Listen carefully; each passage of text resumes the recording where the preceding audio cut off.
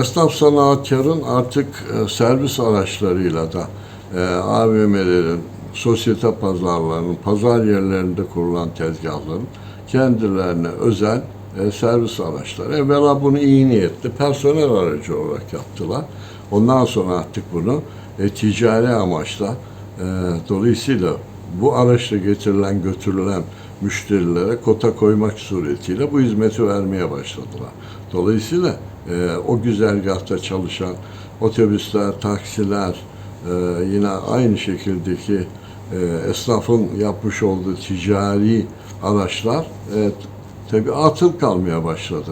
Kendi servisleriyle vatandaşları getirip götürmeleri yeni bir hizmet modeli gibi oldu ama artık bir satış tekniği oldu bu. Dolayısıyla hem vatandaşlar orada tüketime zorlanıyor, hem de oradaki her türlü emtiayı satan, konfeksiyondan tutun gıda maddelerine kadar bütün esnafta bir mağduriyet yaşıyor. Böyle kuralsız bir ticaretin yapılmasının doğru olmadığını ifade ediyorum. Daha evvel bildiğiniz üzere marketler, zincirler aynı şeyleri yapıyordu.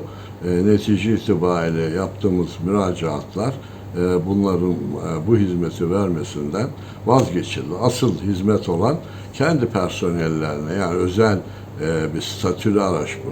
Yani bunların plakaları kendi ihtiyaçlarını karşılama ama bir satış tekniği olarak bunu ortaya sürülmesi, bir haksız rekabetin doğması hem servisçi esnafına hem de söylediğim gibi taksiye, minibüse, otobüse bir haksız rekabet ortamını itiyor. Böylelikle bütün aldıkları ürünlerle birlikte bir de kota uyguluyor. İşte şu kadar miktarda olmasa yeni arabadan diyor. Dolayısıyla vatandaşla sürtüşmeler yaşanıyor. Vatandaşımız tabii doğal olarak bu araçları kullanmak suretiyle belki ihtiyacı kadar alacak ama bu kotayı doldurması için zorlanması hakkaniyetle de bağdaşmıyor. Ticari kurallarda evvela müşteri, veli nimetimiz demesi gerekirken bunlar ticari amaç güttükleri için hakkından fazla kazanmaya arzu ettikleri için hem servis kandırmacasına hem de söylediğim gibi burada uzun zaman diliminin harcandığı bir ortam yaratıyorlar.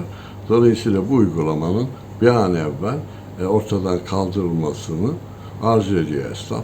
Yoksa zaten rekabet bir tarafta, diğer tarafta söylediğim gibi bu konseptteki pazar yerlerindeki, AVM'lerin içindeki bu yerlere zorlanıyor. Bu da esnafı mağdur ediyor.